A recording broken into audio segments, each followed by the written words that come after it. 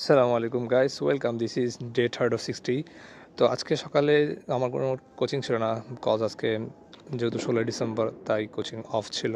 তো আমি সকালে একটা মাদ্রাসায় পড়াই। এটা হচ্ছে যে সেই মাদ্রাসা, এটা আমাদের মসজিদের 3 তলায় অবস্থিত, যেখানে আমাদের মুয়াজ্জিন সাহেব মাদ্রাসাটা পরিচালনা করেন। এগুলো হচ্ছে আমাদের স্টুডেন্ট, তারা আমার কাছে ঘন্টাখানিকের মতো এই বাংলা, ইংলিশ, অঙ্ক এগুলো হালকা হালকা করে পড়ে আর কি, যেহেতু পরবর্তীতে তাতে আবার মাদ্রাসায় পড়তে হবে, যেখানে জেনারেল লাইনের পড়ালেখা থাকে। তো তাই হুজুর চেষ্টা করে একটু এগুলা বেসিকগুলো ক্লিয়ার রাখতে। তো তাই আমাকে এখানে রাখছে। তো আমিও মোটামুটি যাই, আমার কাছে খুব ভালো লাগে বাচ্চাদের সাথে টাইম স্পেন্ড করতে। তো আমি আজকে যেহেতু জিম বন্ধ ছিল, তাই আমি ভাবছিলাম যে বন্ধুদেরকে নিয়ে একটু বিকালবেলা ঘুরে আসি। তো তাই ঘোরার উদ্দেশ্যে লেক সিটিতে গিয়েছিলাম। লেক সিটি মানে এটা হচ্ছে পাহাড়, চট্টগ্রামে অবস্থিত।